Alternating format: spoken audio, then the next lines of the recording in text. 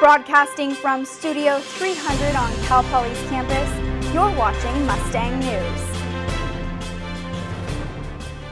I'm Olivia DeGennaro. Welcome to the first ever daily broadcast of Mustang News on this Tuesday, October 1st. The federal government is officially shut down today after weeks of debate in Washington. The idea of putting the American people's hard-earned progress at risk is the height of irresponsibility. And it doesn't have to happen. In a memo released late this past week, the Department of Education said it will furlough more than 90% of its staff during the first week of the shutdown. Only those staffers working for presidentially appointed employees and some managing financial aid will continue to work. While Pell Grants and loans will continue, federal work study won't. The shutdown came after the White House and Democratic Senate failed to meet the demands of the Republican-controlled House of Representatives. The Senate and White House refused to tie to the budget delays of the Affordable Care Act, commonly known as Obamacare. The death of Cal Poly student Giselle Ayala is officially ruled as an accident. Ayala was discovered dead on a beach near UC Santa Barbara by joggers this April. In the coroner's report obtained by KSBY News, Ayala's cause of death is listed as blunt force trauma. Ayala suffered serious injuries, including broken ribs and a fractured skull, after apparently falling off a cliff. The toxicology report said she was intoxicated and had marijuana in her system at the time of her death. Ayala was visiting Isla Vista with friends during the weekend many know as Deltopia. Increasing student enrollment is high on the priority list for California State University Chancellor Timothy White. He told students at a press conference this past Friday. And it's frustrating for me personally to know that we have people that, through no fault of their own, can't get into one of our campuses. The Chancellor's press conference came after a CSU Board of Trustees meeting where California Governor Jerry Brown recommended the university system hold back on adding more students. Cal Poly this year added its largest freshman class ever. President Jeffrey Armstrong said in his State of the University speech earlier this month he hopes to add between 4,000 and 5,000 students by the year 2022.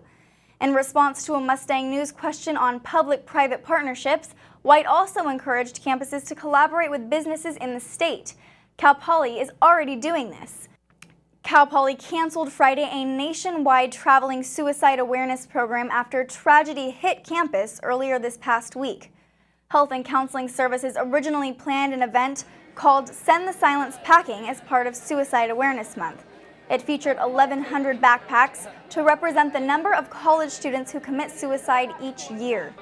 But after a fellow Mustang died in what police are treating as a suicide, Cal Poly instead brought in mental health resources to the University Union Plaza.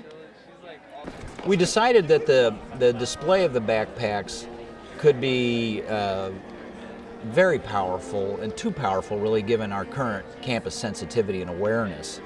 Cal Poly mental health advocates encourage students to reach out for help if they need it, either on campus or through a suicide hotline. The CSU Board of Trustees has one less member after Peter Mias died this weekend. Mias died unexpectedly Saturday morning after suffering a heart aneurysm. He was heavily involved with education for more than 40 years. Throughout his career, he worked with Governor Duke Majian and former President H.W. Bush. He also served 4 terms as the superintendent of Fresno County Schools. Mias had been on the board since 2007. He was 73 years old. 2 second-half goals put away the men's soccer team Sunday. After scoring in the 29th minute, the Mustangs surrendered 2 goals and a red card before losing 2-1. Referee decisions are, they're part of the game, good or bad, and even when we were a player down, I believe that we could win the game. On a positive note, sophomore goalie Wade Hamilton stopped the ensuing penalty attempt after the red card. Hamilton's good play should give the team a boost heading into Friday's home conference opener against UC Riverside. That game starts at 8 p.m. Thanks for watching today's Mustang News. You can watch our daily broadcast at mustangdaily.net. You can also look for our weekly half-hour broadcasts on Charter Channel 19, Campus Channel 2, and UHTV Channel 7. Have a wonderful day, Cal Poly.